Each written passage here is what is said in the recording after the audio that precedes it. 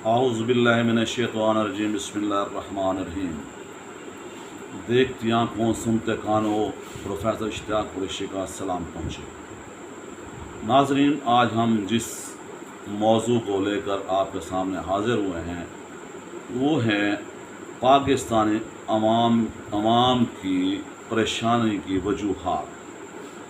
जिस तरह भी आप पाकिस्तानी अवाम को मर्द, औरत, बच्चे, बूढ़े सब परेशान हैं।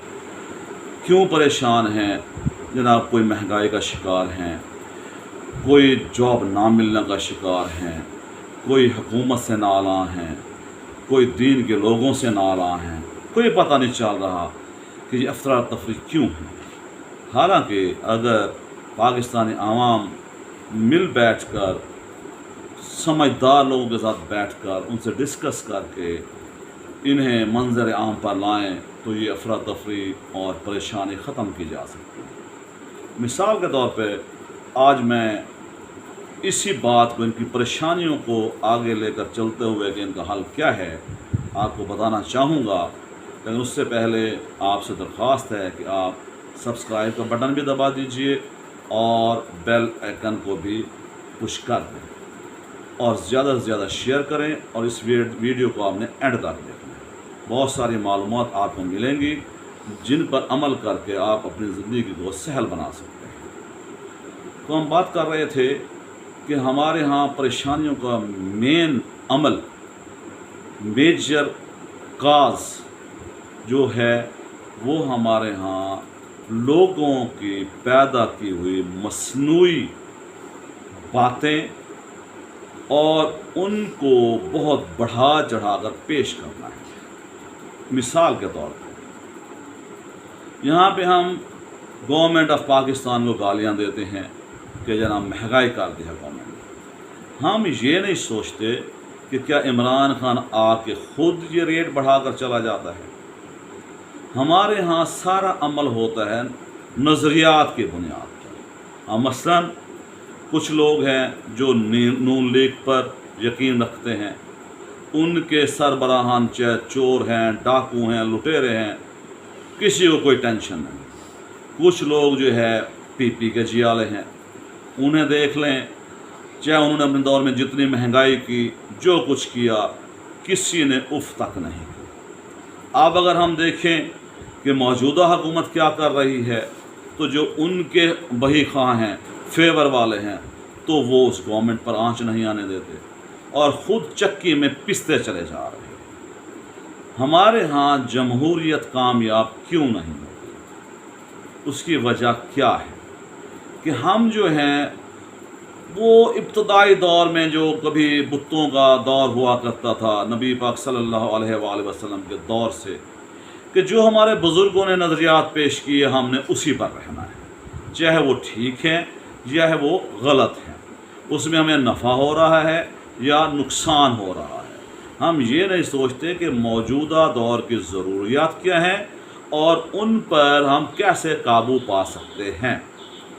अब मिसाल के तौर पे महंगाई को रोना रोया जा रहा है, लेकिन ये नहीं देखा जा रहा कि इसका ज़िम्मेदार कौन है। इस महंगाई का ज़िम्मेदार हमारा वो तबका है जो इस महंगाई को मसनूई तौर पर अवाम के सामने ला रहा है, एक दूसरे की खाल खींचने में लगा हुआ है।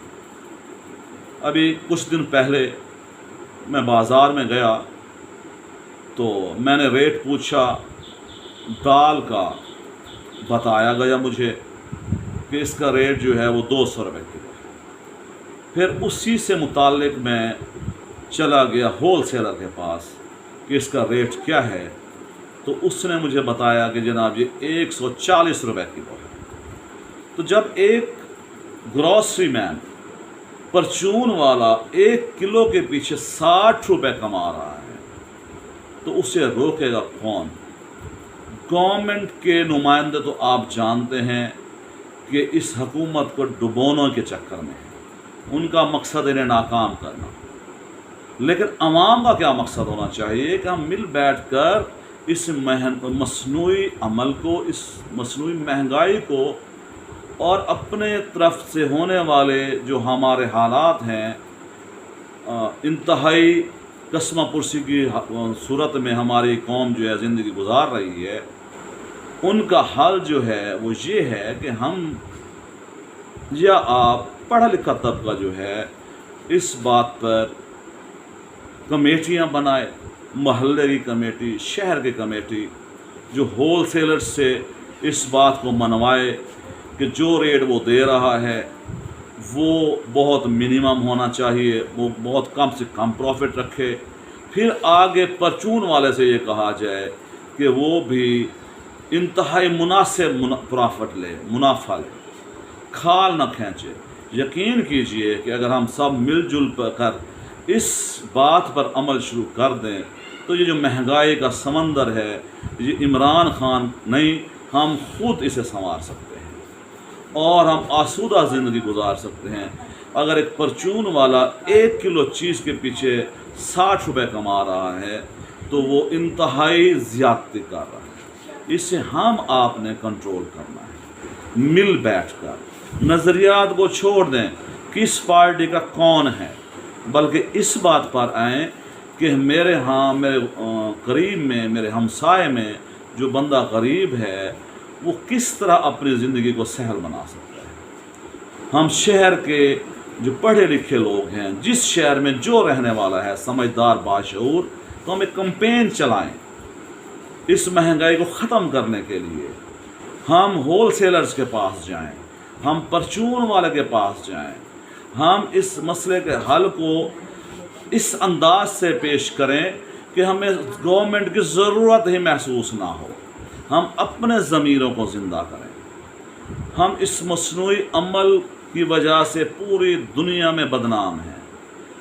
ہم اوچھے ہٹ کنوں کی وجہ سے نہ تو گورنمنٹ کو کامیاب ہونے دیتے ہیں اور نہ خود سہل زندگی، آسودہ زندگی بسر کرتے ہیں۔ تو آج کا میرا موضوع جو ہے، جو میں نے ڈسکس کیا کہ پریشانیاں ہم کیسے دور کر سکتے ہیں عوام کی، اور کس طرح سے مل بیٹھ کر اس مصنوعی مہنگائی کو روک سکتے ہیں، کیسے مل بیٹھ کر ہم جو ہے گورنمنٹ کی طرف سے آنے والے مسائل کو حل کر سکتے ہیں۔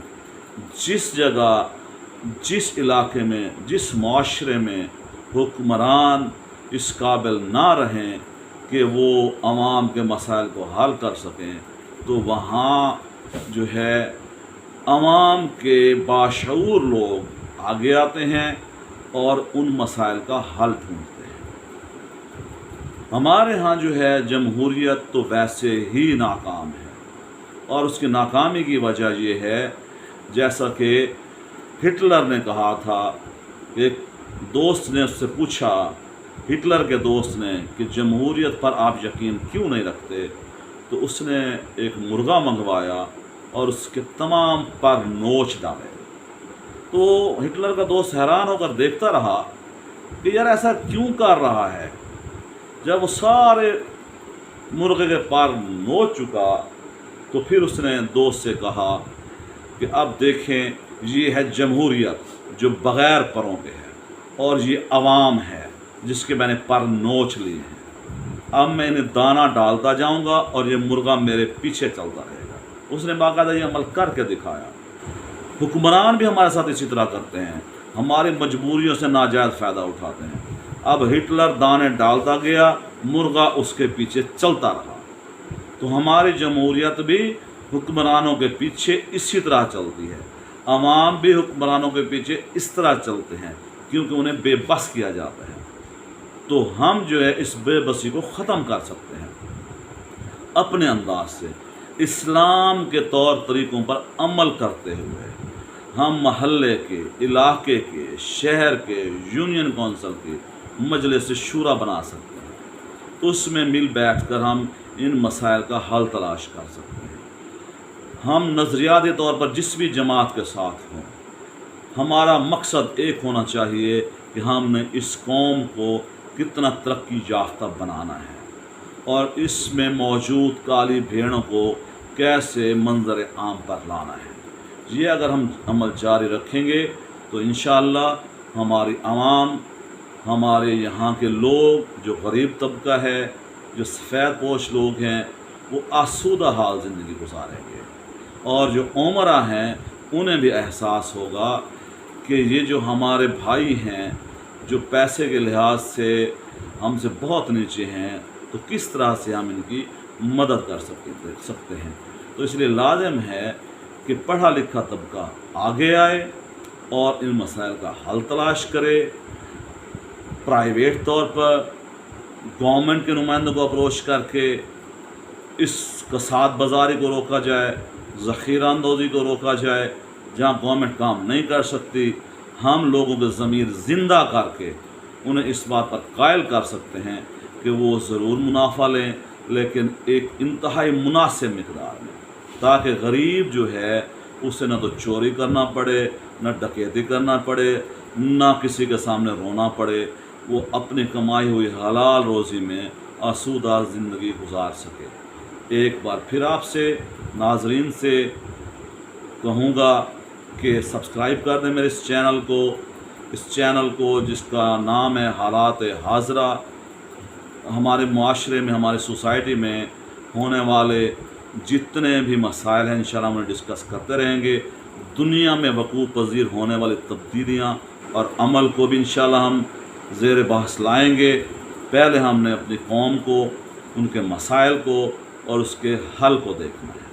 تو آپ جو ہے، آپ سے پھر ایک بار ریکویسٹ ہے کہ سبسکرائب کا بٹن دبا دیں، بیل آئیکن کو بھی پش کر دیں، اور ان باتوں کو زیادہ سے زیادہ شیئر کریں تاکہ لوگوں میں حوصلہ پیدا ہو، وہ ہمت کریں، زندگی گزارنے کے انداز اپنائیں اور اپنے آنے والے نسل کو ایک اچھا پاکستان دے سکیں۔ انہیں شیئر کریں، لائکس کریں، ان لوگوں کو جنہیں آپ سمجھتے ہیں کہ ان باتوں پر عمل کر کے وہ اس پاکستان میں، جسے نیا پاکستان کا نام دیا گیا ہے، اسے واقعی معاشی طور پر، معاشرتی طور پر، ثقافتی طور پر واقعی ایک کامیاب ملک ثابت کر سکیں۔